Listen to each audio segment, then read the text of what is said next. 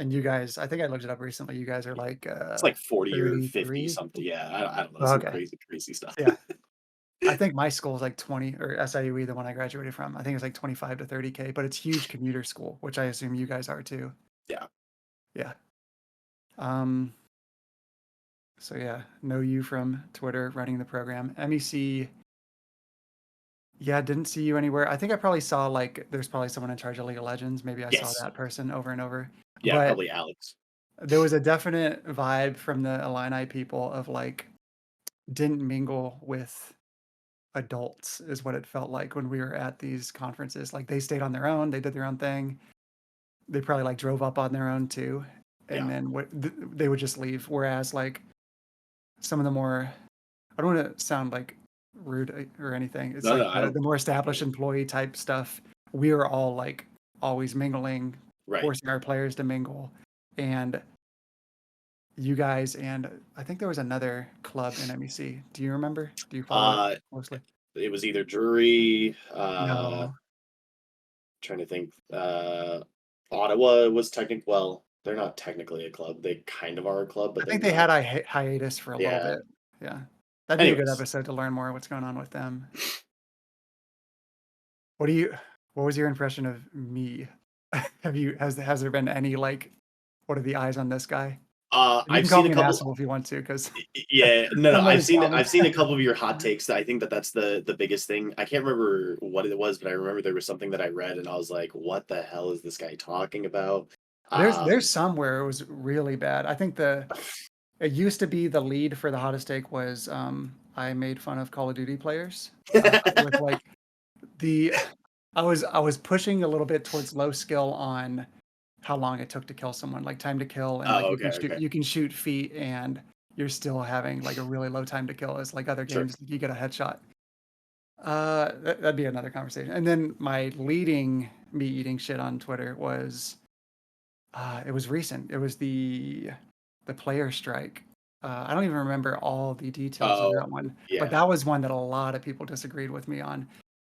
But yeah, if I remember right, it was a lot of points on the business sense of having an academy team and like how these managers have been acting for the past couple years have been very not professional from what I've seen.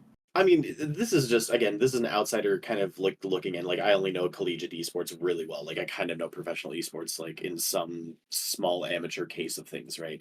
But like, Yeah. I don't think that any player, I don't care who you are, it doesn't matter if you're Bjergsen or Core JJ or whoever else matter. You should never have gotten paid like seven figures. That was like that's just wasting money constantly. And because every single time, unless it was like Faker, like every single player that had been brought over, I think other than Core JJ, has never seen consistent success. And even with Core JJ, like it's been kind of like run of the mill. You know what I mean? Like we just saw Yeah, this and then thing like with the Sentinels Pyosiks and coming stuff like out. that. Yeah, like Yeah. Piosik's great. Like, don't get me wrong, but like they're struggling. Like, I mean, yeah, they just got top four, but like, and I'm one of the biggest like TL fanboys that there is out there for League of Legends, and I'm still just like, yeah, guys, like, what are we doing? What are we doing here? Like, what's going on? But I have a yeah, story that you'll probably know more details on because how old are you? I am 28. Okay, so you probably know this. How long have you been doing league type stuff? 10 years. Okay, so you probably have somewhat the same timeline as I do. So like when I was done with college, I was like, "Oh, LCS is probably it was probably within its first season." I'm like, "Okay, what's going on with this?" I went out to a Worlds, and that's somewhat when I kind of decided I'm gonna start a club. I'm going to try and play. Wasn't good enough to play. I was diamond. I'm pretty sure Masters wasn't out yet, but still, like it was a huge route, and I was older too. I was probably like 28, Sure. getting diamond for the first time. Like no way. So coaches started being a thing, and I don't remember the first coaches, but kept grinding with that. Graduated analyst for amateur teams, assistant coach for amateur teams, head coach for amateur teams, and then we had an angel investor come out and start a team with us. It was called Tabula Rasa. It was on the last year of relegation when the Mm. servers moved to Chicago, if you Yeah, yeah, remember yeah. all this. So we moved out to Tennessee for a year. I had some players that were like top of the ladder. They went on to academy. So I have other stories with like academy type players that made a lot of money and probably not deserved as well. Um, but when my amateur team failed, I had an interview with Steve from Team Liquid, and he just Mm. straight up offered me the head coach job. and this was during I don't know, do you remember the name of the documentary with the, Loco Doco guy? Oh, yeah, Breaking jeez, Point? Breaking yeah, Point. yeah, Yeah, so in my interviews so Breaking Point wasn't out yet, but my interviews had a lot of examples of what Breaking Point showed, and they were like, "What would you do in this situation? What would you do in this situation?" right, And I was like, "This sounds made up and childish," and it was weird because some of the interviews were with me, Steve, and Loco, and right. I'm like, "This would never happen, this is weird." And, yeah, it's crazy that I still got that job. I mean, that's why I loved Players when it came out was because, like, it's definitely Is a Players the, mockumentary. Paramount show? Yeah, yeah, sorry, if you haven't I seen it, have yes. heard it's good, I have heard it's good, so, I'm I mean, guessing this is a recommendation? it's cringy, right? Like, but, Oh, like, okay. because it's a mockumentary, but and some people are like, "Oh, there's no way, like, a person would ever act like this or something like that," and, like, I was watching it with a friend of mine who's been around also for, like, 10, Yeah. 11 years, and we're both like, "Oh my god, I know Getting like, Dardoch vibes I or something like know," that? like, not even Dardoch, like, people that are even, like, worse, like, Dardoch at least was a good player, like, he may have had an attitude and an ego, but he was, like, a really good player, like, Oh, people yeah. that would have worse player skills and still would be acting like they were the Yeah. top dog or something like that, The right? Dunning-Kruger, if you've heard Oh that my before. gosh, yeah, the it was Yeah, yeah. just it was a variety of different things, but I really liked Players, like, when it came out to me, so anyways, we're not here to talk about Players. Go watch it if you haven't already, Yeah, but yeah. yeah. You're doing a better job of wrangling this than I am. So, what I really like to do, beginning of any episode, for the people that don't know you, maybe slightly know you, people like me that, like, kinda knew you online and that's it, but we know that you have responsibility over something a lot of people have thoughts of or care about or think it is one way or maybe it's not, but the starting should be like, "Tell us everything about you." Yeah, so, my name is AJ Taylor. I'm a fifth-year PhD candidate in food science, human nutrition, but I also run, and am the president for Illini Esports, which is the university's club at University of Illinois at Urbana-Champaign. So we're the ones that's like the University of Illinois major team or like, esports organization there, but we're just a student-led, student-run club. I've been the president for this will now be my fourth year going into it, and it's also going to be my last year. I started out as a League of Legends coach. Well, I started out technically as a League of Legends player. It was for a C team that they were supposed to start up. The C team never did anything. It never went anywhere because what are you supposed to do with a C team? At the Yeah, time, it was only like CSL or and CLO, right? And so like it was either Collegiate Star League or it was Collegiate League of Legends. And so the C team didn't really have anywhere to go, and I was like, well, I'd like to help the B team because they didn't have a coach or a coaching staff at all. So I'll just act as the coach for them. And the first year that I coached, we went to like second place in California for CSL, and we got like I think it was like $5,000 in scholarship money or something like that. And then the next year, I think we got third place or fourth place or something. And then I helped out with the main varsity team every now and then doing some statistics or analysis and stuff like that for them for data stuff. Um, and then at some point, the president for Illini Esports kind of like connected with me and it was like, hey, you have a lot of experience running different clubs and activities from, past years. And this was also during my master's. He was like, what do you think we need to do? And I was like, well, you need a fundraising person because you don't do any sort of fundraising. Like the best that they would do would be like, I don't know, $10, $15 things that would happen like every other month, basically.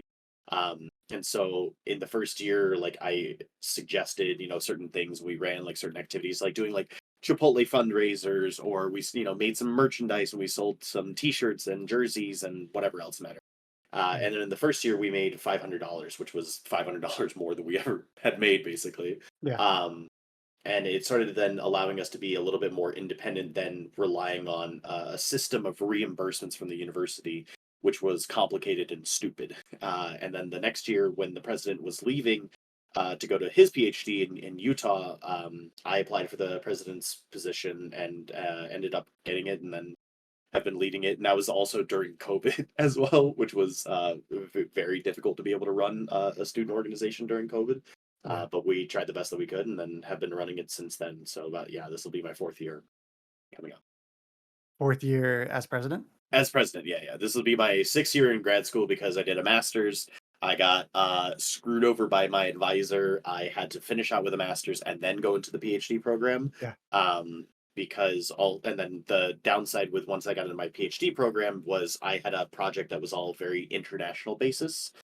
So like I said, I work in chocolate and cacao and stuff like that. And so we were planning on going to Ecuador and Peru and Nicaragua and Guatemala and Honduras and all these other different places.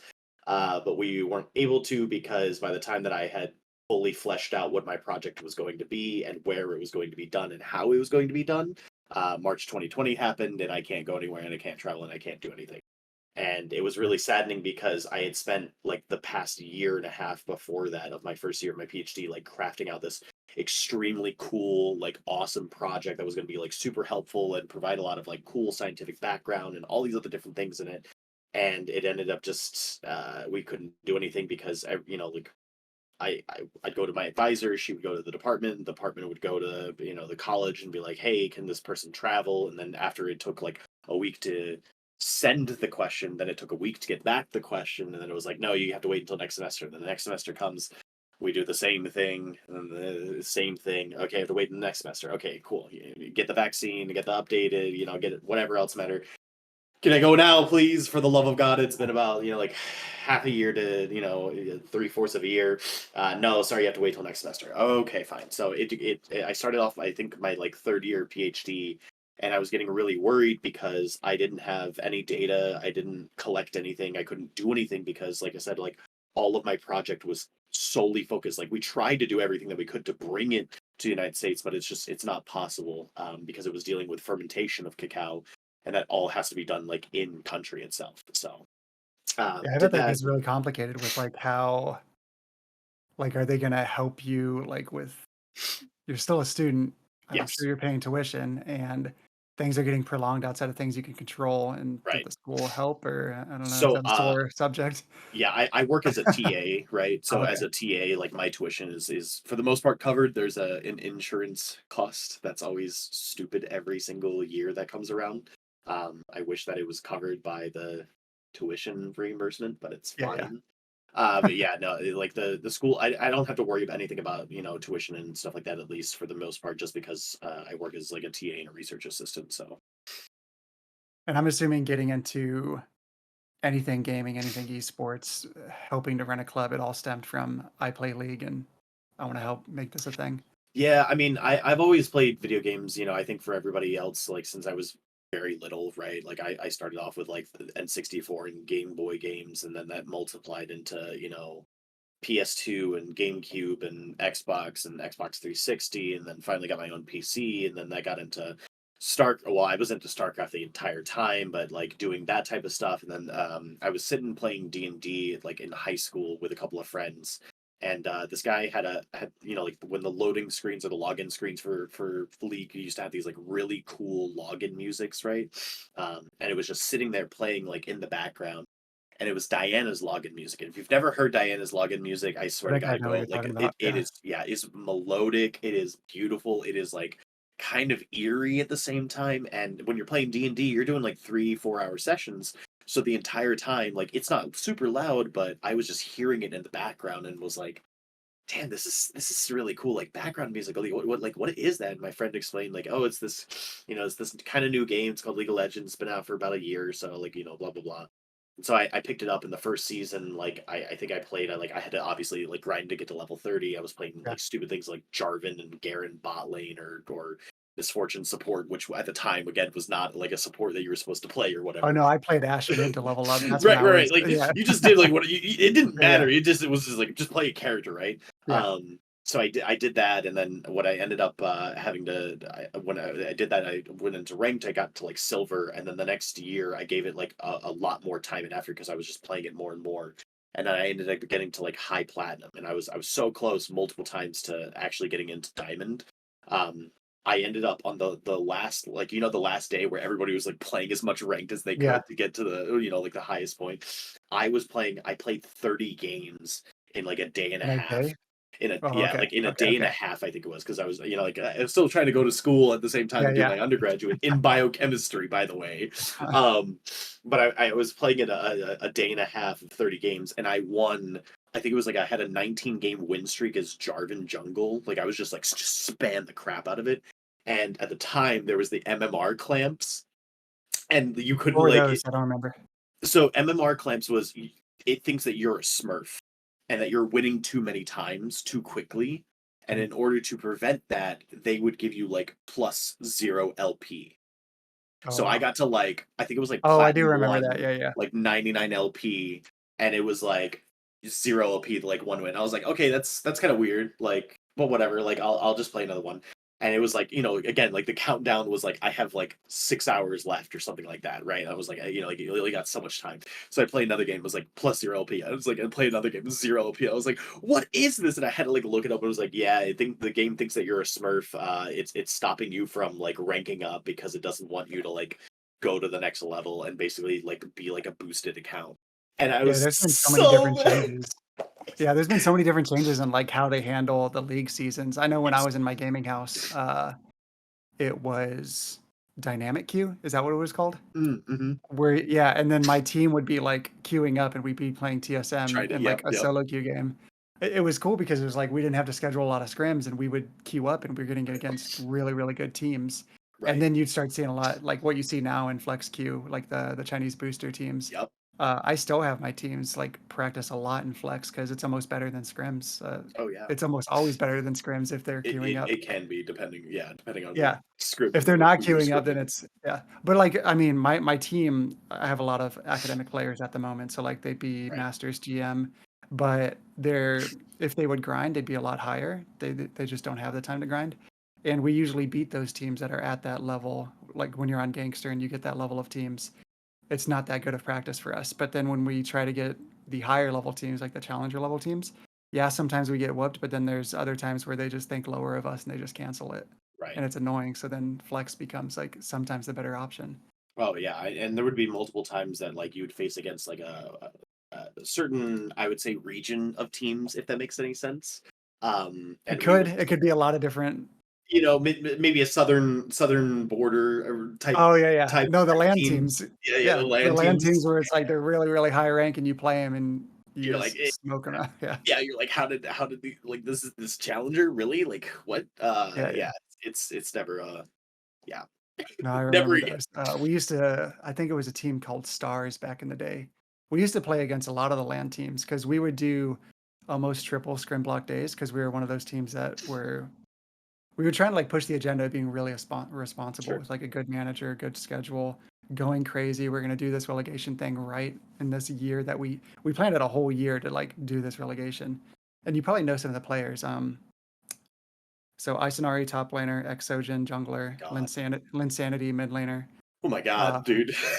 Ife was AD carry, and then Tsum support. Oh, not Yeah. ooh, So you jeez. know these people? I don't know them personally, but I know all those names. I think except for like the ADC. Like I know Tsum. I remember You would have Linsanity. I known his remember name. You would have Exogen. known his name because it was a different name when he was grinding, and he changed his name when he came to us. I don't remember his grinding name. Okay. Um, but Linsanity went on to be 100 Thieves Academy. Yep.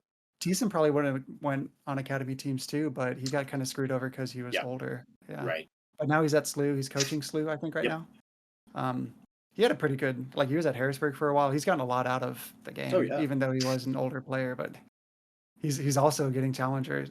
I don't know if it's still, but he was like he's been challenger for like 8 years maybe. Some people are Um, just crazy. But this yeah. is super outside the point, but I'm doing way better with taking notes when you were talking. Uh, so I wanted to go into, I guess the first thing would be you're not the traditional candidate for like a president of an esports Right. club. So why? Why? Yeah, That is yeah. the great Because question. usually it's someone like in business school or some kind of like program management something Yeah. or Yeah. Yeah. esports anything, and they want to do esports afterwards and like they're building the resume for it. But you're just here vibing, hanging out with Yeah. chocolate, and and then you're I doing this out of some other passion. it's always beyond me. I've always enjoyed being president of clubs and activities because I like certain ways of things being run, or I see certain ways that I think could be better for things. For example, in high school, I think I was president of like four different clubs at the exact same time. It was like the anime club, like a cooking club, and like all these other ones, whatever. But basically, like what I started off with when I was in high school is I wanted to be a chef for a very long time. I had this love of cooking and a passion for it, basically. But then when I started researching it more, I got an internship. I realized like how kind of messed up the industry was necessarily. A lot of time, a lot of effort, a lot of physical labor, and a lot of just kind of, I would say, not a clear path to success, if that makes any sense. No, it Um, does. We have a friend, and Wyatt's probably sitting here listening to you too. We have a friend that he went to school to be a chef. I knew him through like Halo and MLG. right, He first went to Chicago and worked at like high-end restaurants. And he has the same complaints. It's just really hard to do things properly. You want to be a professional, you want to have a ladder to climb, you want right, a life that makes sense type thing. right. But then he ended up starting his own company out of Columbus, where he's from, and it's kind of like what's the popular version? I think it's called HelloFresh, where Oh you're yeah, yeah, making. He does that, but he's making good food, like really well made, Yeah, I just really had his eco pad thai. It's friendly. pretty good. Yeah, super eco friendly, and like he's expanding slowly. I think he's maybe near you. I think he's in Chicago now. oh cool. Is where he just expanded. You'd probably be like really interested in his story because you guys sound the same from what you're saying. Like I wanted to do this, but you didn't. He wanted to do it. Right. He did do it, and then he just took a different path, and he's loving it. But yeah, when I was in high school, I took an AP chemistry class, which was like the collegiate version of like a chemistry Yeah, course or whatever. And you go around in the class and everybody's like, "Oh, like what do you want to do? Like what do you want to be?" And everybody's like, "Oh, I want to be an electrical engineer. I want to be a doctor. I want to be a botanist. I want to be something to that matter, right?" And I was like, it gets to me and it's like, "Oh yeah, I want to be a chef." And everybody's like, "Why are you taking the hardest class in high school? Like especially an AP chemistry class?" If you just want to be a chef. And I was like, oh, I don't know. Like, I just want to do it. And then the teacher at the time was like, oh, you know about food science, right? Like food chemistry. And I was like, oh, like, what do you mean? He's like, well, like everything that you do in theory with food, like all deals with, chemicals and physics and biology and everything else matters. So like there's a section that dedicates specifically just to food in and of itself. And especially if you do like baking, for example, like it's all measuring of different ingredients and chemicals and reaction heat and whatever else the matter so that you get it almost exactly right like every single time. So mhm. with that teacher, like I was able to explore like a different area of food science. I did like an independent study with him, and then I ended up kind of just realizing this unfortunately in my senior year second semester and going crap. I thought I was going to be a chef and now I want to do like a food science degree basically.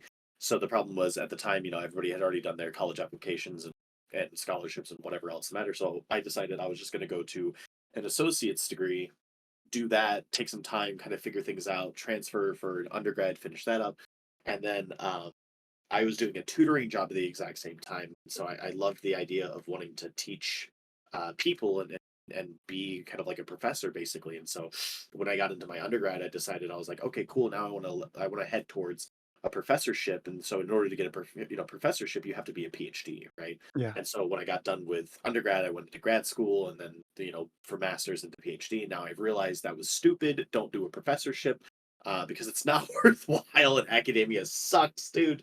And it's good for those people, but there's a lot of things wrong with it. It's kind of like just how esports is in some cases. Like there's a lot of things wrong from it, and I wish I could be able to change it, but I just don't think that I personally would be able to do it. And also, industry just makes more money. Not gonna lie, so it is what it is, yeah, and that's why I want to like do that. Now, mind you, like if I was in the same position that I was now, but like 6 years or 8 years ago, like when I was an undergrad and like I was doing this, like I might want to go into esports, right?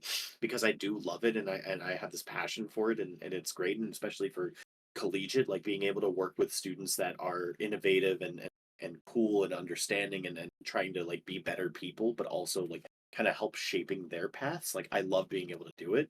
But I've also invested so much time and effort into being a food scientist, and again, it's the same thing. Like I still have a love and a passion for it, so I'm going to continue with that rather than yeah. going into like esports, basically. So What about your? You probably have some kind of predecessor, mentee, something, someone that's going to replace you. is that person more the traditional, like, trying to do some esports stuff? Because I now there Yeah, is a pathway for it, you know? I Especially think if it's like an undergrad and you're like a sophomore or junior or something like that. It it depends. There are like our recent graphic arts lead, for example, our graphic design lead. She's gonna try to go into esports, right? We have a couple of other people that are really wanting to go into esports. There's somebody that is actually going into like gaming, for example, now. Yeah, I don't think I have a picture on there, unfortunately. We need to update that website, but if you ignore all of that, uh, there's a bunch of different people that are actually going into esports from the aspect of either being like project manager or game designer. We do have like a lot of comp sci people and comp engineering, and so they do different games. We have a person that's going Are these that's all leadership people in your club? yeah, so we actually have just about 100 leadership people. I think it's like 92 or something like that. But we have different types of leadership. So all of those at the top there are the board of directors. So it's like director of operations, competitive community moderation, social gaming, multimedia, and event logistics. And those are all outdated because most of those people have graduated and moved on, unfortunately. But then we have coordinators. So like I don't know Call of Duty, right? I'll be honest. Like I have Yeah, no yeah. idea about Call of Duty, right? But there's somebody that knows Call of Duty and knows like all of the intricacies for how to do tryouts, how to do functions, how to do, tournaments and how to sign up for tournaments or where to sign up. So we charge coordinators to be the person that's in charge of the team, but then also communicate with the admin. So And if they I'm assuming it is all volunteers. These people just love yes. doing it. They like Yep. it. Yep. These are all Yeah. volunteers. These And are all people. this is basically what I made at my college, SIUE, and they still have the same club that we created doing the same Right. thing. It's probably way more organized than when we had it because we started or I started it with the original group and we had like 1 or 2 years left and we were like, okay, we're graduating, this might die, and then it just didn't Right. die. But clubs that I ran as well as this, like this one right here is probably one of the most robust I've seen. Uh, I have so many questions now, and it does Yeah. lead into where I started. Before we got on stream, so, like, Sure. people watching now, they didn't hear us talking about it. I'm probably gonna skip ahead now, but I am taking good notes, and I'm gonna go all over the place if we have time. Uh, so, like, with all that help, there's no esports program, No. uh, with, like, employees and people getting paid and whatnot. They're not coming close to what you have. Yeah. There's other clubs coming close to what you have, so, like, UT Austin, which we talked Right. to recently, they have something similar. I have it in the works to talk to San Diego, Triton Gaming. They have Yep. something close to what you have. There's probably other schools that have things close to what you have, like big state Yeah. schools, ton of UCF is passionate also a good people. one too. So UCF. Is that University of one with the Central helmet? It's got Florida. the Yeah, the yeah, yeah. helmet logo? The Yeah, I've Knights. seen that one a Yep. lot too. Um, Um, and the amount of because if you have someone passionate that's, like, doing the work and you have, like, a history of, like, replacing the person and mentoring and mentoring them, it becomes almost as good, if not as good, as an employee doing the job. right. But And that's the hardest part, honestly, though, because for an employee, like you can find someone. You can find someone because there's a job, you can pay them, and etc. when But you say that's the hardest part, what is that? so the problem is when a person leaves, when a person graduates, when they are a senior and they move on, and then you have Mhm. to fill their position, and you look around, you ask, you try to find people, like it It's is incredibly probability hard. based. Yeah, it's Yep. probability based if you're gonna find someone that did Yep. the same amount of that passion. Yep. And then also as a student, you're sitting there, you know, you'll do it for 2 years, and then you're like, "Oh crap, I graduate in maybe 1 year or this Right. year, 2 year," and then it becomes, "How does this continue?" And sometimes Right. people don't even think like, "How does this continue?" And Oh then it yeah. becomes like the upper leadership or yourself of like, find somebody. And that's what I'm doing with Wyatt right now. Wyatt's a student of mine. He does production. We don't even have production at our school. We have no chance. We have a way smaller school too. We're like 3,000 students, and it's like Right. mostly pharmacy and high-end engineering. Um, Different topic. But the point still is that with all this help and such a robust amount of help, so many people, you it goes all over the place. I mean, you have an upper limit because you don't have money to do a lot of things, but you have the manpower and you could do so many things if there was some kind of budget. Like you guys are basically you could be like on par of like a good athletics program if you had like a budget and you were doing all these things. It'd be Oh like yeah. insane marketing outreach. It'd be insane things that basically your athletics program at your school does, but the times and upper admin and an understanding, like a zeitgeist understanding, if you know that Right. word, like the national understanding of how far esports can go in terms of ROI, marketing, outreach, getting you recruits, retention, all that stuff. It's just not there yet at a national level. And No. D1s really represent that national level, right? And it's not only that, but it's also like we've worked with our advancement group, for example, and they'll come to us and say like, oh, what esports alumni are there? Like, it's almost impossible for a club to be able to keep track of Well, esports it's not your alumni. job to do that, you know? And yeah, we really Yeah. can like we can't, right? Like I could make a list, but like I could lose contacts. Those people could move on. They can go to a different job. They could lose this email, and they maybe not even care as well, right? And Let's see then if there's an employee there, like, when to put into context, because I wanna hear a lot of the things that you do, you struggle with, they ask you, and then I'll do the context of, like, I've been doing this for, like, 6 years now. right, I'm starting to learn I have a pretty high-end, like, spectrum of responsibilities my program does that others don't. Like, even big programs that you think are, like, they're insane, they have a lot going on for them. I'll talk to them, they don't have a credit card to spend money, or they don't have access to student worker budget, or they don't have scholarship, or they don't have, all kinds of different things that my program does have. So, the example you're going with, what was it? Alumni relations, like, trying to get with did you call it advancement? yeah, kind of, Yeah, it's the same name here. Some schools have different names, but that's also a learning curve, like, I need to develop a process to where, like, I'm doing that, they can tap into it, it's part of my job, it's what I'm getting paid for, and then whoever replaces me, or if I get an assistant to do it for me, that's already established with a different department, and it's a process that happened because it's our job to have that happen. Now it's right, crazy to have, like, an advancement department coming to you and like, "Hey, unpaid volunteer passionate club guy, are you right. doing our job for us?" That's, yeah, I'm probably gonna find out a lot of things I assumed is going on, and it's sad. It's, Yes, 'cause it's able to be so much more, but then it becomes, you know, what can you actually do? So, with your club that has all the people that do things for you, uh, and you can go, like, piece by piece, like, marketing wants you to do stuff, but then you're already doing it in your club, you have a person that's doing it, you have a lead graphics person, maybe you're doing streams, you have someone like helping design your jerseys or fundraise for that. You have all these different things that some programs don't even have, like some varsity level employee type varsity programs, right? sure, Um, it's almost as if you're convincing the school you don't have to invest in this. We're doing it free. right.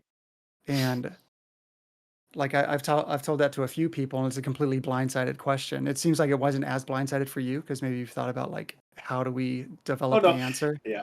Yeah, so Well, what have you gone through to, like, try to develop that answer? Like, "Please invest in this, get an employee here, you know, give us facilities." I Um, mean, yeah, there's so many different ways to go about it because it's like we've thought about that aspect of like, okay, are we just all doing this for free and that's the reason why? But the thing is that like every single person that does contribute in some way, shape, or form towards our program, like they have an impact to it, right? Like we had two graphic design people that it was both their first years last year, and they designed our jerseys. And if you've not seen them, like I think they're sick. I think that they're really oh, cool, they right? are. I mean, we have the Uh, same, company, right? yeah, the Guardian Guardian Pro Proline? line, Yeah, yeah, and like and nothing against Darren. Darren is great. I love Darren, but like he yeah. came into like he showed us some of the designs that he had come up into. And we're like, I think we're gonna kind of pull back from that. Like I don't really like those designs as much. And then we came up with this design, and then we sent it to Darren, and Darren helped like tweak it and make it like look really good. Yeah. But that was just because two of our graphic designers like came together, worked with it, and made that right. Like we have a person that's really interested in broadcasting, but we can't broadcast because competitive teams don't know like anything about broadcasting, right? What do And you mean competitive teams don't know anything? so let's say a competitive team, let's say a League of Legends team is like every single Sunday at 7 p.m. They're able to like stream their games or something like that. Well, who's the person that has property over the streams first off? It's gonna be the league, right? So like let's say it's like MEC or CSL or whatever the heck, right? So Yeah. they choose that. Well, then that's the first thing. The second thing is then they have to get approval from the other team, typically, because this is included in some sort of rule book or something like that, that they have to get that they are allowed to stream. Mm. Competitive coordinators don't know who to contact, don't know a manager, don't know a player. They try to reach out, players ignore them, they don't know anything. And then it gets to our broadcasting people, and our broadcasting people are like, well, can we stream these games or not? And then they have to find out like 5 minutes beforehand, like, oh yeah, we can actually stream the game. It's like, well, I don't have a stream, I don't have an observer, I don't have a caster, I don't have a way to be able to do this now. And so like our broadcasting person is like, I can't stream any games. I can't do anything. And so Yeah. even when we come up with ideas like, okay, well, you can stream games, like not you as the broadcast person, but like we can stream games if the competitive coordinator just saves the VODs or like records the games itself, then we can do a stream later. We won't report it on Twitter. You're And then we're giving still me finding like, oh yeah, go ahead. you're giving me nom flashbacks because I have to deal with this every single Yes, semester, yes, every single semester. yep, And see, the difference would be on our side is like you have me trying to put together everything, like basically being what you're doing for the club or is like right, whatever your people on your board are doing. Like you're trying to set up a system to have these answers just boom answered and like you can see it. So like I'm yep, doing that. I have an assistant that's doing that. I have Wyatt who's one of my content leads. Um, but they're getting paid, yep. and you guys, it's just free. It's to go It's back on volunteer. it, like what have you outside of like those because there's going to be example after example of like something you want to get done. It's hard to do. The established structure isn't really in place for you or from the Right. outside conference or something like that because a lot of people are going through the same struggles and it's like a bunch of volunteers. I mean, this is a long story to like why I'm trying to only join conferences that have employees involved in a program and accountability. Um, but even that doesn't even solve the accountability and responsibility thing. Sometimes the clubs are better than the varsity Oh, programs, which is crazy 100%. to say. Yeah. But with this whole notion, because it sounds like it has been something that you guys have talked about of like, how do we have this be established here? Like we deserve this. Like there probably is a notion that you deserve a varsity program. Um, I'm assuming there have been attempts to like We've tried debate different this. things. Yeah, like we've gone to Are athletics, you we've okay gone with? Okay, I was gonna say, oh are you okay with I talking don't about? Yeah, I yeah. don't care. We've gone to athletics, we've gone to, computer science or engineering, we've gone to Center of Innovation Teaching and Learning, we've gone to the union, we've gone to the campus facilities like the RSOs, which is like registered student organization people. We've gone to literally anybody that I can bark up a tree to and get to listen to. And every single one of them is like, oh my gosh, this sounds so cool. This is so neat and amazing. And then we just get told, yeah, we don't have a space. Yeah, we're not. It's not in our plans for the next 5 years. Oh, You we get the notion that like they're not in charge to make that decision anyway. it's not even that they're not even in charge. It's just that it's like so recently, and this was something that also had pissed me off recently. I don't care if I talk. I'll go for it. I was sent an email from our Mm. staff advisor that he was invited to a call between the vice chancellor of student affairs, people from athletics, people from the union, and like all the other places that I just listed off, like literally all the people that we had contacted with. Is the And they union basically like a student yeah, sorry, body, like student senate? the Okay, like yeah, like the it's just main a different name. area, Yeah. yeah. Um so they had a meeting together with all of these like leadership people. I was not invited to this meeting, I should say, right? Our staff advisor was like, "Hey, if you're wanting to talk about esports, at Illinois, like you need to include AJ Taylor, like he's the president, he's doing this, blah blah blah." They were like, But they "Well, don't want a student there, maybe? they were I'm like, assuming. well, we're just not, we don't know where these conversations are going to lead, and AJ is a short term person for right now. He's not an employee, so we don't really like we don't know where these conversations could go." So I was like, okay, cool. I still have three people on the inside that I've all talked to, and they like me better than you guys do. So like whatever you say in the meeting, like I'm gonna get to know in some way, Yeah. like Yeah, one yeah, way or yeah. the other, right?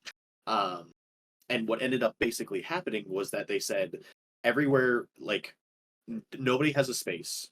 They'd have to renovate a completely new area in order to get like the gaming PCs and the power and whatever. Nobody has money in order to pay like a even a person just to like be a computer lab assistant to sit there and like update the games and check out Yeah. like whatever else matter. And then other people said that if they were going to get a space, like it was going to be for undergraduate students to like uh, use as study room areas, or it was going to be for more I don't know like craft supply stuff, like like whatever else.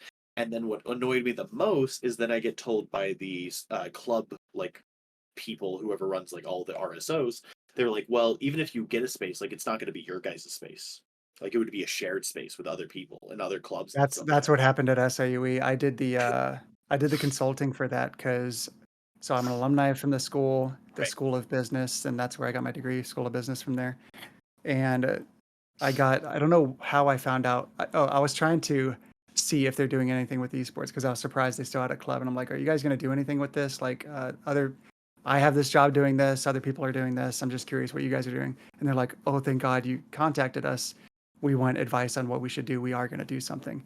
And I was like, okay, I came in, I was like, I'll just give the normal, like I went to the business school. I know what those people want to hear. I did Right. student senate type stuff. I did student athletics and athletic stuff. I know how they want to be talked to, especially consulting Right. wise. So they want like the high end, see if they can afford it, see what like the ideal is, the middle of like what I would think is what they could do, and then the low end if they want to be cheap about it. And they went with the low end, and I was really disappointed in that because the whole conversations were like the high end was like, do a couple games right, get coaches for those games, have a director Right. overseeing everything, do a facility, scholarships if you can, because it was a mixture of like a D1 school and they had D3 stuff or D1, D2, and D3. I think they had all of it in their athletics. So I was like, Right. you can do some kind of mix of that, and you're going to get these kind of outcomes per what you choose. Uh, the average was just like hire one person, they'll get you like 50 recruits, whatever like that, and you have this facility. The low end was like build a facility and let their ID cards let you in. Yep. And I said, this is like horrible because you're going to have a lot of problems. Uh, and you can foresee what those problems would be. Like if you have a club your size and they just open up a room with like, let's say if it's even a big room, like 80 PCs, Yep. and then you have all these non-club people there and your league team wants to come in for a match and you have no authority to be like, get up, we have a match. That's a Yep. nightmare situation. That doesn't Oh solve yeah. anything. All that does is showcase an audience of like recruits that your school cares about esports, and then you get there and you see the school cares about looking like they care about esports. Yeah. Not Or so care much. or wanting to just make money, which like I get it. Well, Like yeah, if they want the I get it. recruits to come there, and that is to make money. And Yeah. then also the retail portion of it. Some schools are starting it up, and they're like, okay, in the summers we can have it be pay to play, but they don't understand LAN centers don't really make money like that anymore. Yeah. Um, but yeah, I mean, going into, I mean, I wanted to say this, but I didn't want to interrupt you. No, you're good. That meeting that happened where it's annoying you and you're like, I'm going to find out about this stuff anyway. Right. It's cool that that meeting is actually happening because maybe you don't know. I could be assuming there's some kind of pressure to get them talking about that. Some like board of directors thing, or maybe they're Oh looking sure. across the street at what Illinois State's doing. Well, They're, so the reason why was because we hosted our invitational, and we oh hosted yeah, I it remember in the that. basketball arena as well, right? Like, so like we knew that this whole thing was going to drum up like talking and conversations and everything. And it But that's worked. why I, I mean we ran the event. Like it went well for the most part, other than you know some things that you do that happen. I would say. You're free to look them up at your Oh, own I remember mission. that. Yeah. It was stupid. It shouldn't have ever happened, but it's Oh, that's just fine. random. I mean, that's not something that's going to get remembered. That's just random. Like, should people act that way? Oh yeah, Should rules? That's whatever. I mean, that's first event having that be the problem. No no, big yeah. deal. Like But like, that, if you do an event and, like it gets blacked out and everyone has to go home, that's a big problem. right? But it doesn't. I wouldn't say it was unsuccessful in any way, and I don't think No, anyone's going to remember back and be like, "Oh, why did this guy do this?" I think it was successful for a first time event. I knew that there was going to be problems and everything. I just wish that people would. Am I allowed to swear? I don't care. Yeah, no, it doesn't matter. I want them to chill out, right? Yeah. Like I kept telling our Smash people. I'll say this and like generally, I was like, we have to be out by 10 o'clock. Like they are going to kick us out. This is not like a oh, it's 10 o'clock and 10:30. No, Yeah, no, because you're in it a is venue. 10 o'clock. They are going to kick us out.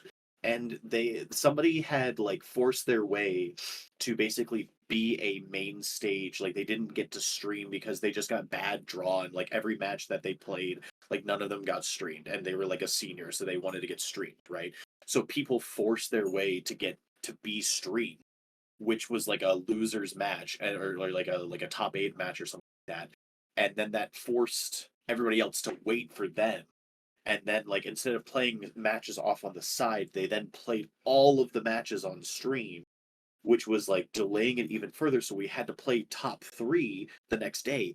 And we were just getting flamed constantly. Like the Yeah. TOs made this is so stupid, classic Illini Esports L, like all these other different things. And I was just like, well, if the people that had not forced their way onto doing this had not forced their way onto doing this, like this would have gone fine. Like I mean, there were a variety of other different problems What kind of that support did arose. you have for running it? Was it just all the club members trying their best? It was so we had gotten enough funding from a group on campus to hire out a production team.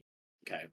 The downside was while the Not one of production those crazy $50,000 Nerd Streak production teams, but no, maybe yeah, something like more affordable? Okay. it was more affordable, but we also had gotten like we it was their first time ever running something as massive as before. They had done smaller events or things that were, I would say, more localized. They had done like one tournament, but the thing is, we were running a League of Legends tournament, a Rocket League tournament, a Smash singles tournament, and then a Smash crew battles tournament, all at the Mhm. same time in one weekend, right?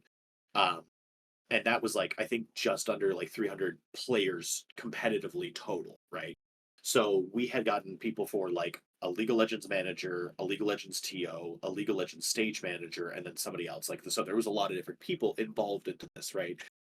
The downside was just the there had been miscommunication rule sets, or for at least to Smash stuff, there was miscommunications from rule sets.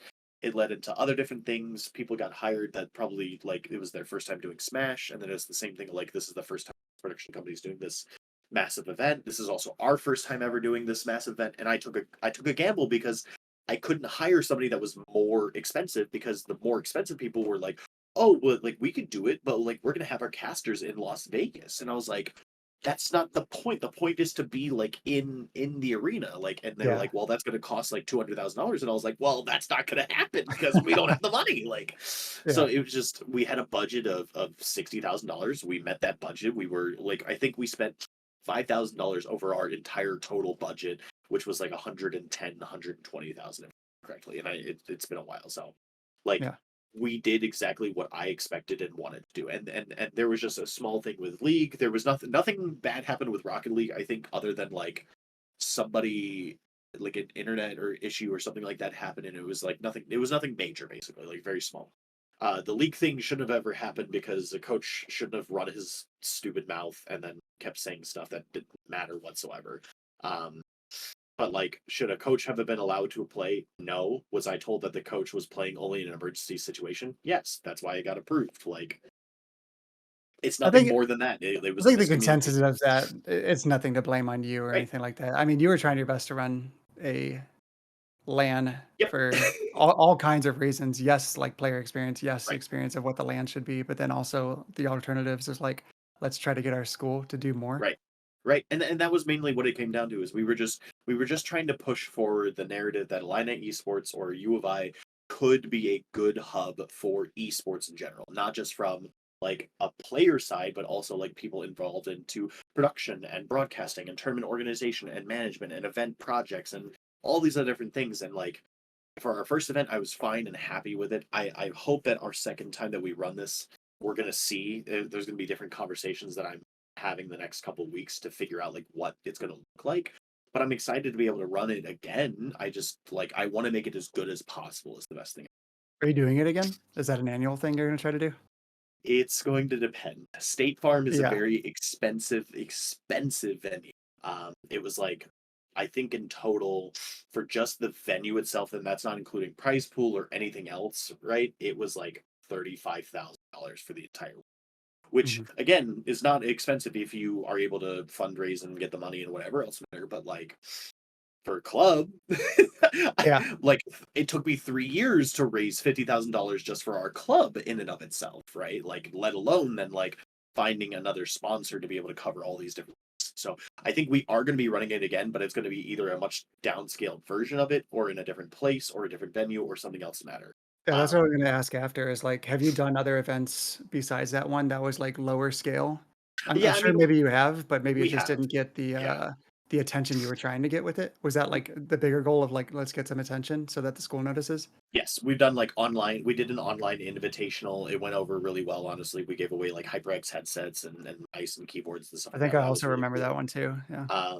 Yeah, we did lands, like the normal like, hey, everybody just get into this room. It was like 300 people at one time. It was really fun and cool, right?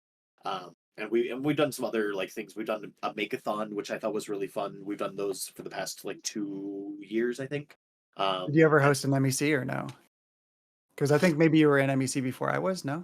no, because like the problem, and this was why we had to choose State Farm is because there's nowhere on campus that is big enough of an area to be able to host an event of that size, but Yeah, also with that there's many games, and I'm sure there was maybe a couple main stages or no? even if it was MEC, right? Like, let's say that that's like 16 teams. Like we don't have a flat area that is going to be able to provide that enough power in place and everything, and also be a spectator sport. Like, we have a Yeah, ballroom that's through the union. That's great for like if we just want to shove people into the room and play games, then yeah. But as a spectator, you would not be able to watch it. It literally, you would, if you get anything, it would be a projection screen, and it's like all the way at this like 30-foot ceiling that you're just like, I don't want to look at this. Like, nobody wants to look at this. yeah. Um, No access to anything athletics-wise? right. Which is what, like, and that was the whole thing, is that, like, even our basketball arena technically isn't an athletics property. It is a student life property, right? And so, like, we were able to get a discount because we were able to work with athletics for State Farm itself. But, Mm. like, there's no, like, other area or place that could be a possibility, because everything Wait, is, so like, was the State Farm the basketball it's the arena basketball for arena. Yeah. oh, for your university? I don't know, I didn't know if it was outside of it or whatnot. I'm not It's, yeah. even though I'm from Illinois, I'm not very familiar with No, Urbana-Champaign you're and yeah, okay, yeah, yeah. it's the basketball arena, but it's not owned by athletics, it's owned by student, which is a little weird to me, but, like, whatever. It makes sense. I mean, I have heard of Yeah. universities that are departmentalized to the point where, like, they're completely separate entities. Like, Right. I get that. It seems like state schools, that's way more common than private schools Yes. or smaller schools. Uh, that'd be a whole 'nother learning curve. Try to, like, rearrange your brain now, completely separate topic, but, rewinding to where we were. Sure. Um, what are what's everything your club does, uh, from, like, a high-end standpoint? So, like, let me try to think with you because it's also scrambling my brain. So, like, you probably don't recruit or maybe you do. Can't really Uh, recruit. Like, I mean, like, people can email us and they can send us messages on Twitter, and oh my god, I make fun of every single one of them. I'm sorry, I really do, but it's always just like, "Hi, I played Madden and I was really good in high school. Can you give me scholarship?" And I'm like, "No." Like, do like 5 seconds of research and you'll find out that we don't even have a Madden team. Why are you talking to us? but the teams that are ongoing, so, like, let's say the league team is doing well, and I think you guys have done well in the past before, Oh yeah, there'd be incentive for someone to be like, "I wanna be on that roster." And then there is a recruiting aspect to that. I'm sure you've maybe had, like, a game manager that's like, "I want to make sure this team stays good," and then it's like, are they just grabbing from the pool of your college all the time, or is it like, "I'm gonna yep. go and, like, reach out?" Nope. See, that's a weird concept too because, We can't. Like, what am I supposed to offer them? Like, well, literally, yeah, I yeah. No, no, no. The offer would be just the roster, and there's some no, no, no, it could be I think you downplay how powerful that could be because there are some students that, like, I will offer, like, 2 to 6,000 sure, scholarship that's on top of, like, whatever else they're gonna get and whatnot, and they'll still be just be like, "No, I want this roster thing."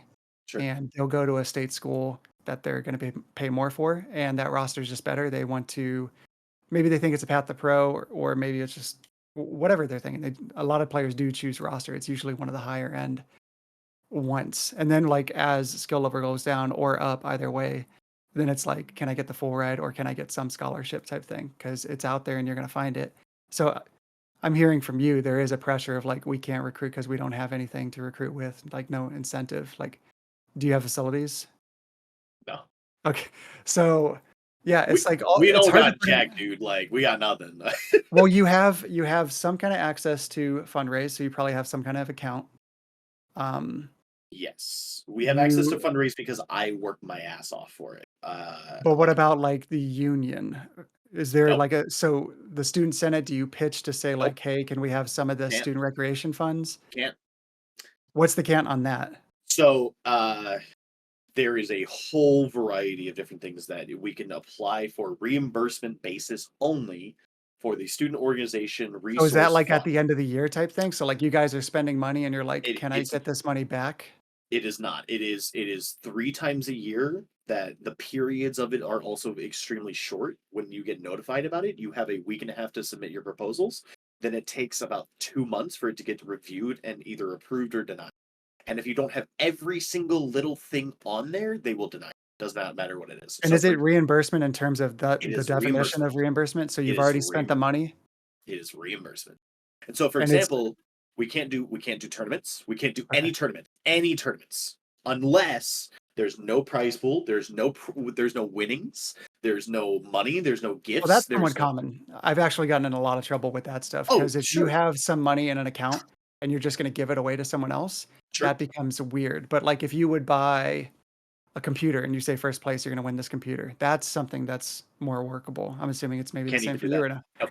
Okay. Literally, like if there is any, it says if there are any tournament winnings, cash or prizes, they either have to forfeit them or they can't like receive the reimbursement at all. And I'm not like that. That's not even a joke, right? And then for jerseys, for example, so it used to be in years prior that we could get jerseys reimbursed, Yeah, which was really great because for 200 players, that's yeah, about a $9,000 that we're paying every single year for new jerseys. yep. So the problem was very recently that was, and these were approved, unfortunately, there were changes to uniforms. Uniforms must be required by a third party organization in order to even compete to play, which of course no collegiate esports organization is requiring jerseys to be owned or operated or worn in order to play.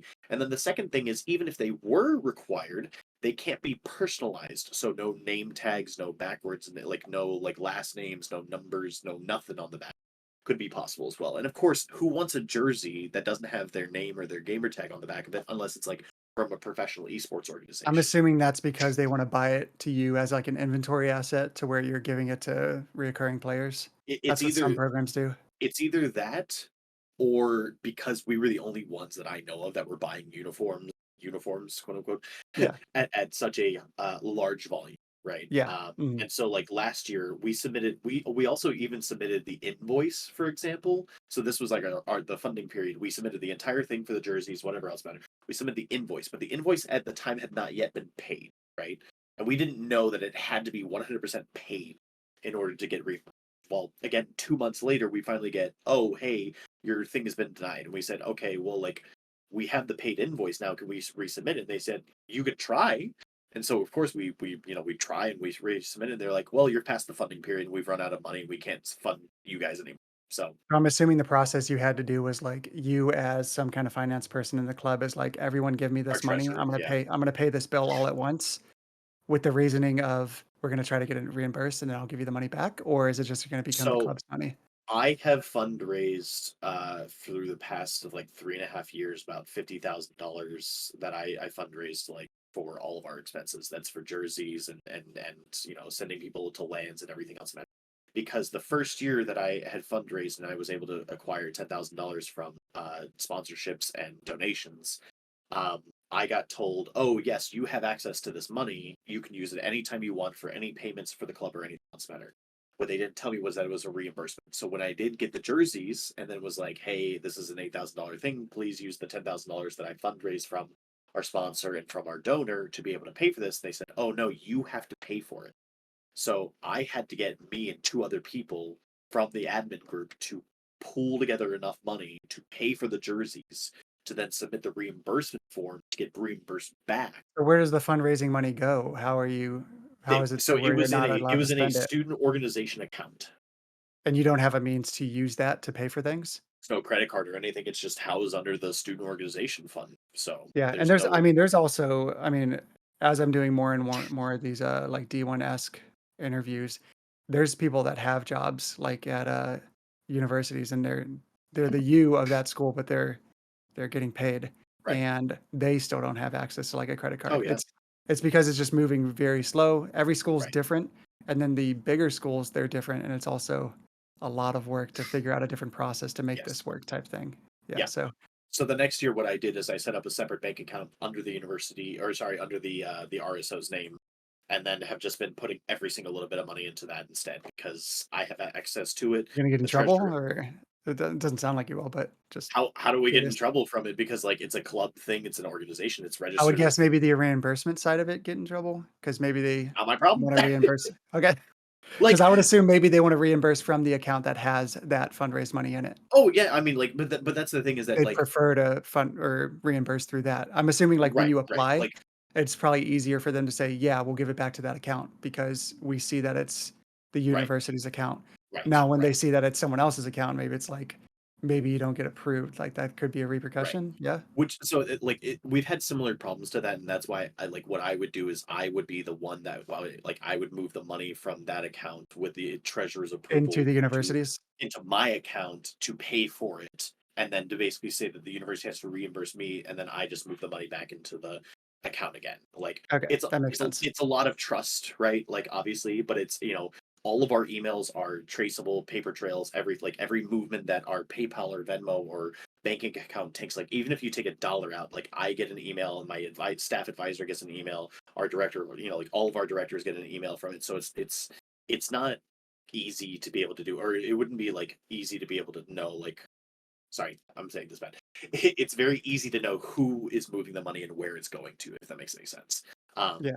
but yeah, it's one of those, like I couldn't trust the university to do anything because time and time and time again, every single time, like I'm getting blockages and failures and seeing stupid, like silly rules that just shouldn't have existed or shouldn't be even a problem. For example, um, we got told that one of our reimbursements might not count because our club went to a place that was selling or serving alcohol, for example. None of the reimbursements that we submitted were for food or drink. It was literally for them to just travel, like just like gas money and hotel money. And Yeah. they were like, "Oh, the facility that you went to like is serving alcohol, so we're not going to reimburse you." And I was like, "You're joking me, right? Like that's you're dumb. Is this stuff? You're just stupid, right? Like this."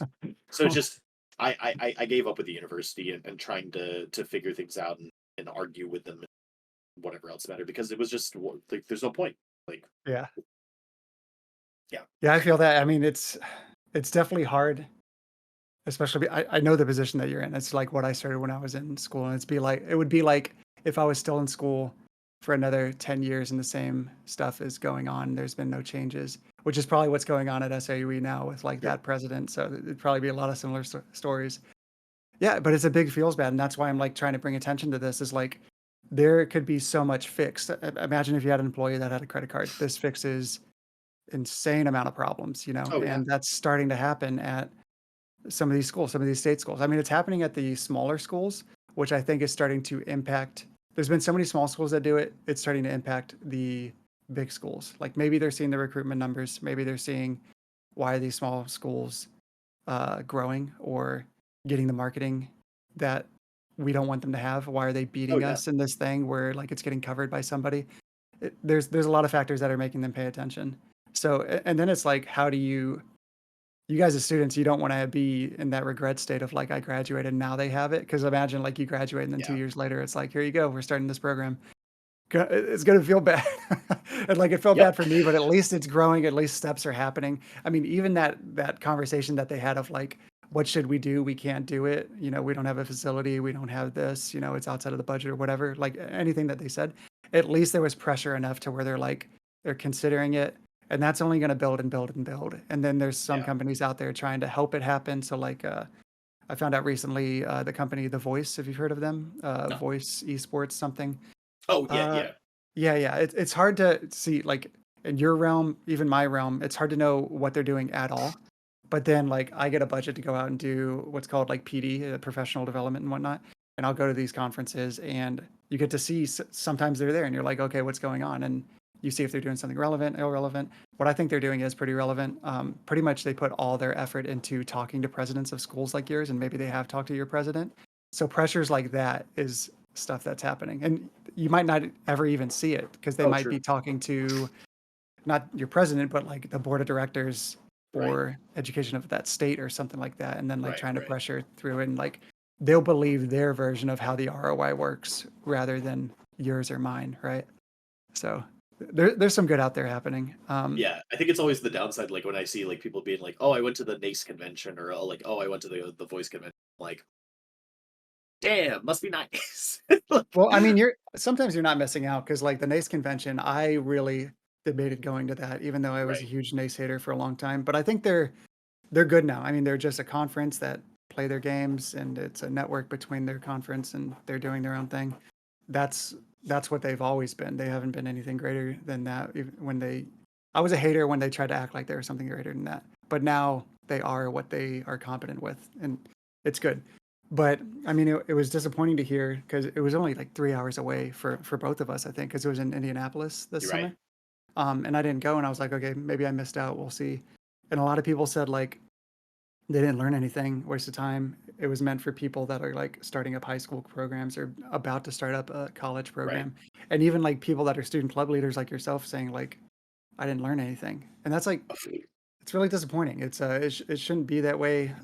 But Yeah. I see how NACE could be in the market of like get new people to start this thing up because we can. It's way easier to grab the new people rather than the Right. experienced people that know what NACE is, know what ECAC is, NECC, MEC.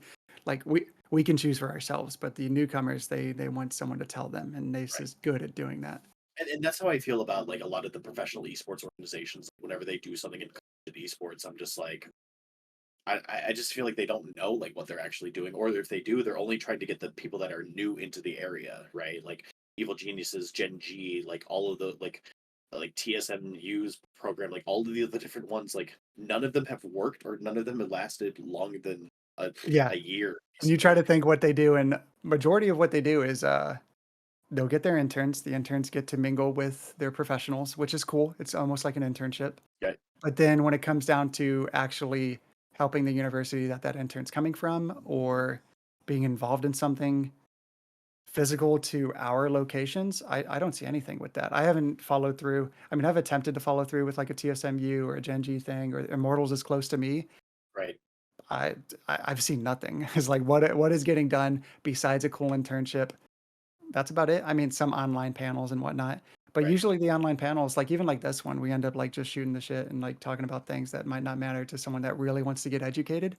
There aren't that many resources for like pure education, pure something. So like Wyatt that's producing this, he's been a student worker of mine, very probably a lot like a lot of your leadership, very motivated and they want something to do. They want some kind of internship. You have like Ryan internships, a couple other internships with gaming and esports, and then outside of that, not that much. Yeah. It's really Besides hard like to. helping run like NECC or ECAC, Yeah. but the amount of students compared to the amount of help they hire is like crazy. And It's that also goes monstrous. into like the regionality earlier that I was going to interrupt with of, you know, when you were trying to get that production team to help out at your stadium and their national, it's going to take another 10 years, 15 years, whatever, as like all of our colleges start coming up, all the high schools start coming up. And then you're going to have like the Nerd Streets or the UGCs or Esports Foundry that's around here. You're going to have all of these little hubs in like almost every state, and they're going to Oh have yeah. enough business to survive, and they're not going to have to be national. Because like even the people close to me, the Esports Foundry people, they have to do a lot of stuff national in order. I'm just assuming here, like in order to Yeah. like Yeah. make ends meet type thing. But once we all start establishing ourselves better and start having those venues at our schools that are more accessible and make sense for our programs, these outside structure businesses are going to grow as well. Right. You talked about finance at the school, recruiting's not really a thing, Yep. alumni relations not really a thing. What about marketing? I mean, again, it's all student led and student run. So like we used to have a really good social media team. Problem was, people just stopped kind of like caring as much. Like people didn't want to keep on trends or keep making or something else the matter. And Because so it's like work, right? I mean, yeah, again like it as somebody that helped like during especially COVID to like keep the social media alive. Like there's only so much that you can do, and then not only that, but like we had a okay this was dumb in my personal opinion.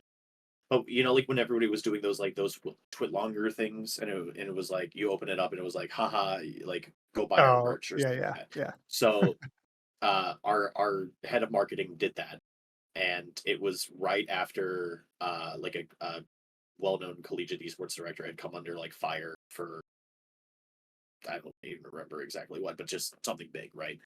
And Those things happen. Yeah. which happens, and some people were extremely upset by this, and the marketing manager, like he's involved, but he's not like super duper involved in collegiate esports. So Yeah. he saw that trend and It, was it like, wasn't oh ignorant, it was yeah, naive. And it was that's naive and fine. like it's like whatever, right? And we had a couple of people that like threw a really big stink about it and were like, I can't believe that you did this. Like this is extremely disappointing. Like why would you do this? And I was just like, guys, like, and like what was worse is that somebody later also tried to blame me for it and being like, well, this is your marketing team, like you should have known better. And I was like, the guy didn't even like, I'm not going to approve every single like social media post that goes out. Like I Yeah. like what do you mean? And then so it was one of those things of you look at it and you're like, okay, was it dumb? Yeah. Should he have like done a different thing? Yeah. Like it was like AJ, like the truth about AJ Taylor or something like that, right? And like he should have just done something like stupid and instead, and it happens. It's whatever, right? Yeah, But I that's mean, the downside. I'm having stories pop in my head as well of like, because people are people, mistakes are mistakes, and leaders are leaders, and you're gonna get blamed for things Oh that yeah, could be within your control. But when you think about like my perspective and your perspective, like this is my job, and you love it, and you don't have to do it. right, Don't persuade me to not do it type thing, and right. it sucks when you get heat like that. And that's Uh, exactly what happened to him is that he got that burn. He was just like, I don't want to keep doing this anymore. Like if I'm gonna do this and then like I try to make something people get mad about it, like what's the point of it, right? Yeah, exactly. And with being something that's so online driven as well, people are more than happy to criticize maliciously online. And then it becomes that big dissuader of like, do I was doing this for fun. I'm not going to keep Right. doing this type thing. I'm just going to go get a better grade in my class, or I'll go get an internship or Oh join a yeah. different club or whatever. Right. Yeah, there's the like there was no incentive or anything, right? And again, because it is all volunteer, like we're not getting paid for it. It's not going to be like, Do you have oh, let me anything put with this on your your school? resume. Like, Do you have anything with your school that gives you like some kind of guidelines you have to follow, or no, like approval, or all right? nope, I was just wondering if there's anything like that. I mean, we have that because, since we're yeah, yeah, a program that's like getting funding and stuff and they're going to pay for this right, stuff, we have to follow that guidelines type thing. yeah. I Uh, mean, it's basically like you have to follow like I think all of the university's rules of like don't like no racist, homophobic, xenophobic, misogynistic, like that yeah. like classic I would say type stuff. But like if somebody I don't know just does something like it's really hard for us to be able to like keep it on, right? We had a problem like a few years ago, like where a player had gotten GPA of like 2.5 because he was spending so much time playing his game instead of going to classes, and he was failing classes, and we had to remove him. And he was like, "Well, you can't actually remove me for the team because like I'm your best player," and it's like, "Yeah, you're the best player, but like you're I'm not showing assuming up to Gen Chem, like." this is something I'm going to forget if I don't interrupt you, but you Oh, you're don't good. have to care about his grades, right? You just do because you want to be a good club. We don't have to, right? Yeah, we don't Yeah. have to, but we put it in we after that year I sat down with the club president, or the club president was like, hey, I have this idea for doing contracts with players and with admin, and basically making it so that whatever the lowest minimum GPA that they have to meet for all of their things, whether that's 3 or 3.5 or whatever that it is, depending on the circuit that they're in, then that's the minimum that they have to meet. If they're in two that this says like a 3.5 and a 2.5, then they have to do the 3.5, like whatever the minimum one is, they have to meet that or else they're not a player for What circuit? I didn't it. catch Not that. like I'm saying like CSL, like if they're in CSL or NACE or MEC or like whatever, Oh, like if okay. they're in Okay. different, Mhm. like if they're in different ones, like if there's like this one says 3.0, this one says 2.5, like it's whatever the higher one basically is, like then they're covered for it, right? Yeah. But it was just to make sure, because then like we had that, or we would have a player that would go onto social media or in game and start saying racist, homophobic, xenophobic, bad stuff, right? Gamer Yeah. words, quote unquote. And it was like, well, we technically had no way before the contracts to remove them, like quote unquote legally, right? And so like we made it so that every single player before they sign with us, like, or they have to sign with us, they read the contract, they understand and recognize like, okay, you But can't see, say imagine a stuff, situation where you guys are just being, we're gonna do the least possible, and we're just gonna have a right? team that plays. The the school is in you're giving them so much incentive to not cater to this because Yeah, you guys are catering it to where yeah, you're doing everything they want, you know? If you're having their conduct be okay, if you're having their academics be okay, y you're making it to where the school doesn't have to worry about that, yeah, and it I don't know if my view is some kind of pessimistic view or some kind of critical view that shouldn't be a norm, because everything that you guys are doing is good. You're being responsible, you're being moral, you're right, being ethical. You're the people that are doing this for a resume, they're doing the actual resume portion of like they're getting that experience that's going to end up helping them get a right. job. But at the same time, you're making it to where the school has no incentive. Oh, I know. You Yeah, know, man. it's But that's they're that's they're the they're hardest part. only they're Like, only getting gains. You know, it's yeah. But man, it's that's also why we always say we're not affiliated with the University of Illinois. Like we oh, always you tell that people. that is what you do. We have to say like because well, and that's the funny thing Well, is you that like also have to too. I do get we that. have to say it because we've gotten yelled at before of being like, oh, this is the University of Illinois esports team, and we're like, you can't say that. You cannot say that we are the University of Well, Illinois esports team. other people are gonna do that for you, and Oh, that's I know. something they're gonna learn eventually, and that's one of your saving graces, but all those times you're getting yelled at, that's a good yell at. That's, like, Oh yeah, long-term good planning of, like, they don't wanna do this yelling every semester, every year, um, so, like, each thing that you're in that is gonna give some kinda recognition and recognition the school's saying you're not allowed to have, they have to do something about it. So right. it ends up being a good thing, and, like, who cares if you get yelled at, you know? What are you actually doing wrong? You it's not you, it's the school that's doing it wrong. Right, or like when we hosted our invitational, I think the story is so funny. So like our jerseys have our logo on it, right? So like if you haven't seen it, it's the I and the E like mixed together. It The but new one? the like any of the past like I think 4 years we've had the a Yeah, logo change, right? So yeah. we've had an IE like on it for Line Esports, but like if obviously like the U of I's logo is like the big I, like the guy I having know like what you're the talking orange, about. like Yeah, yeah, yeah. like the big orange eye. Mhm. And so when we had our invitational, there was like an athletics director that came in and he was like, "Oh, like why don't their jerseys have like the big eye logo?" And I was like, "Well, we can't because of licensing. Like license literally will not approve our jerseys to get made if they have the big eye logo because that means that we're representing the University of Illinois. We're not Yeah. representing the University of Illinois. We're representing Illini Esports, which is a separate organization than the University of Illinois." He was Mhm. like, "Hmm, that's really interesting. I'll have to look into that, right?" And I was like, "Okay, like cool." Because if you look into it, then it makes it official, and like then we can be called that we're the university's affiliated esports organization. But like it was one of those things of I got done the conversation. I was just like laughing to myself because I was like, yeah, dude, like I've been fighting with this for the past like 3 years to get licensing to allow us to like have the big I logo on there. We can't. So Yeah. Yeah, it becomes hard to see that change come through, and it's gonna happen. We all feel it happening. You see it happening for the small schools because, like, what's right. happening with the small schools, it's kinda like a, different threshold. Like, our threshold gets hit faster for, like, do we want recruits? Do we want this marketing outreach? Do we want the recognition that this team's gonna have? Uh, at the smaller scale, the threshold hits faster. They employ people faster. They make a program faster. But now it's building up to where those thresholds are getting hit for other state schools. Oh yeah.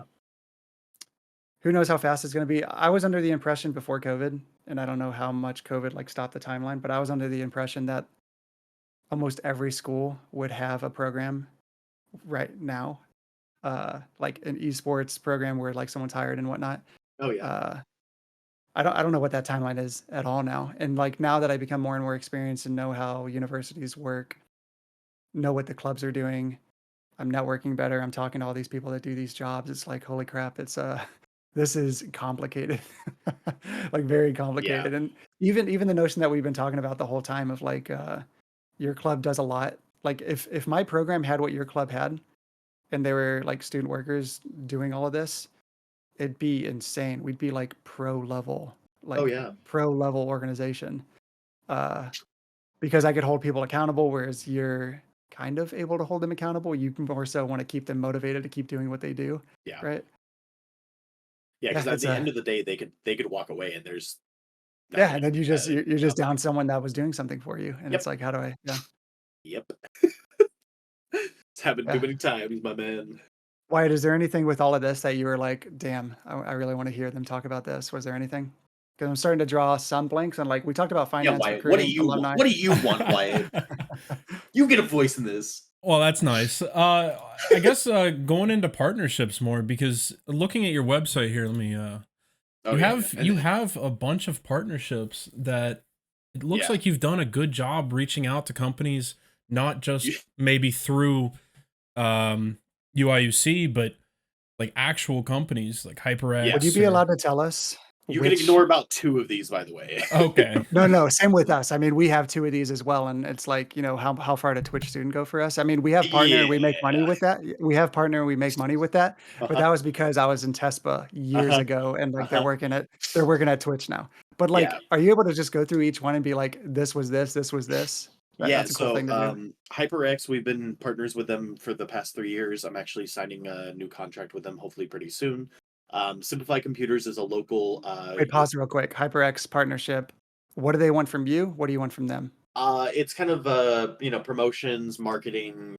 They want us to do events. They want like social media stuff. If how many people attended this, what emails can you give us? Like Are there small, thresholds you have to meet, or is it like it gets reviewed at the end of the year and I maybe mean, they give more based on that?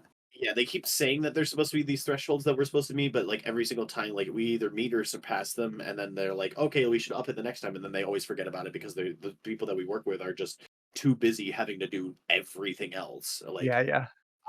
So I mean, like I love the people that we work with HyperX, but yeah, like, and it's great to be honest with this partnership because then I don't have to like try to hit every single one of those numbers, but it's mainly just show us the posts, show us what you did, so show us the events, show us pictures, show us what you gave away, like that type of stuff, right?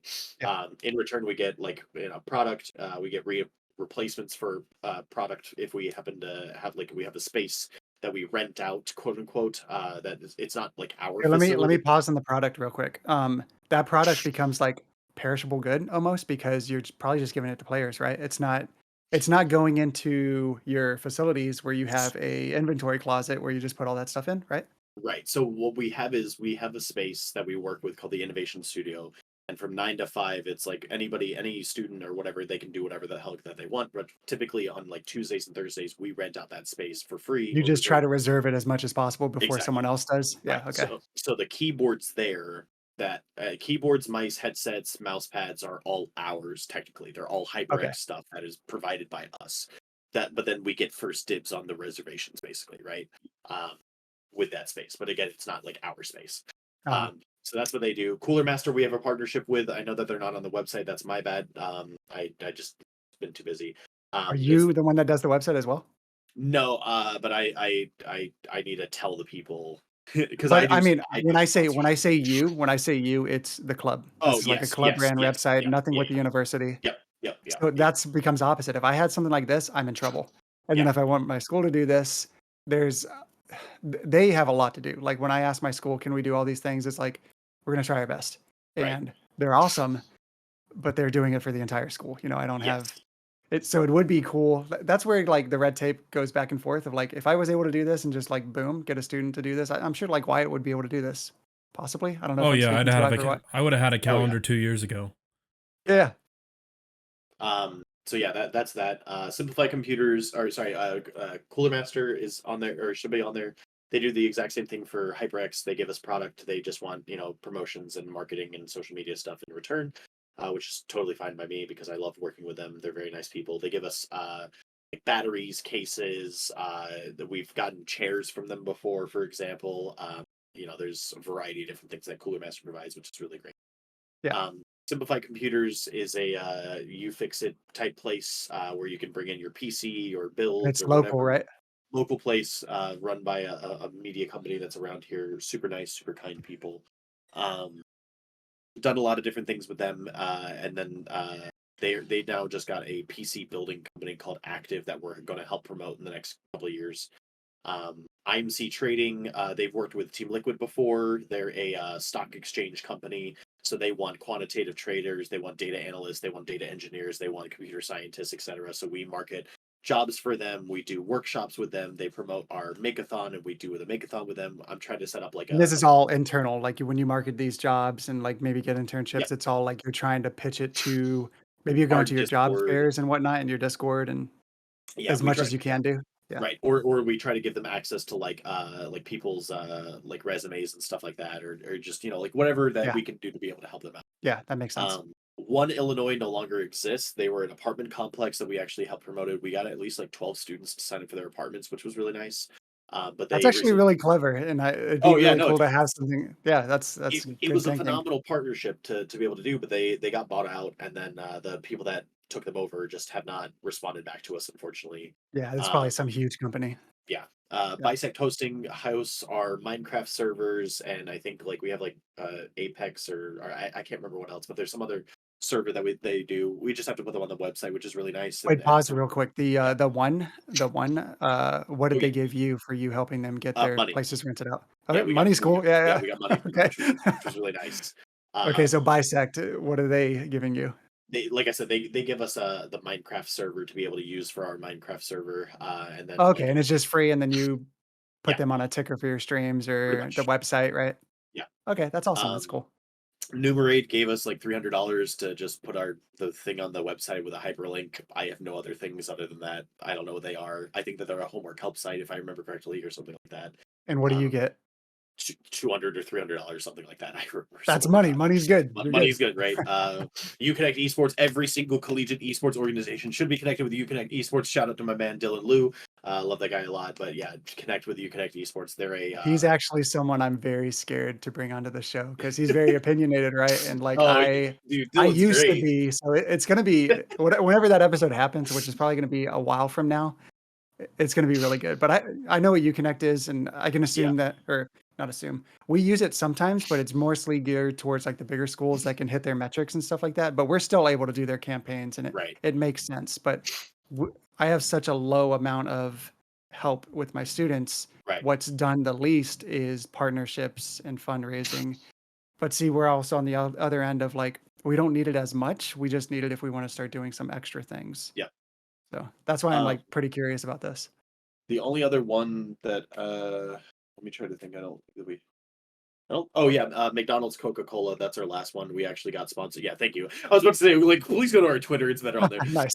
We got sponsored by the local McDonald's, Coca-Cola Did they franchise give you around. a meal thing that you can do there? Not yet. I'm working on it, man. I'm working Okay, on okay, it. okay. Because I've heard they do those. I know. I wanted to. I saw the Maryville one and I was pissed off. Yeah.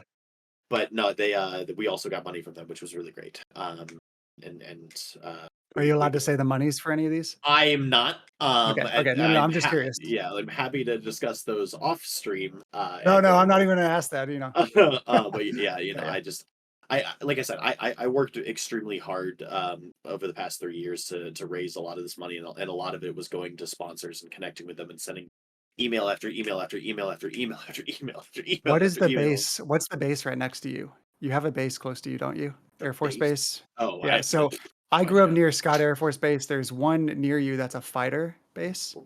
It's for fighter jets. But if you might have an Air National Guard next to you. I would say if this is like news to you, like try to get at them and Um, you're gonna get handed money. we're gonna maybe stay away from that Oh, okay, because okay. Yeah, yeah. yeah, it's like that and NFT based stuff. We're gonna stay away. Um, I could understand the NFTs. I could hear those narratives, but what's the military one?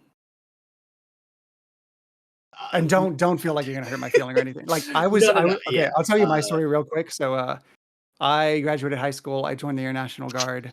I was in Scott Air Force Base. They paid for my school. I got all the socialist things for being in the military, right? Uh, not, I mean, sure, I like being American. I'm not like super ultra patriotic or anything like that. I'm not for like starting wars and whatnot. Right. Uh, it's, I don't know. It's just there. I mean, it could be just another company that gives you money type thing. Yeah, And there's been other programs where it's like, if you can recruit from here, we're going to give you $30,000. right. That's a lot of money. So I think it depends on yeah what they want. It's just I'm not a big fan of the war machine type stuff, if that makes sense. And I yeah, think a yeah. lot of our No, no, people no. are also I do not. understand. Yeah, I But, very much understand that. but like if it's like hey it's engineering or I don't know something like that, then that's fine. But yeah, I By hate. the way, since we're hitting, it's Yeah, I was probably going gonna to be what say you're I saying right gotta. now. We're hitting an hour and 30 minutes. You have to go soon. Yeah. Yes, yes. Okay. This has been a long, good talk. It's like to the point where it like got to this length of time and we were just like talking the whole time naturally. Very good.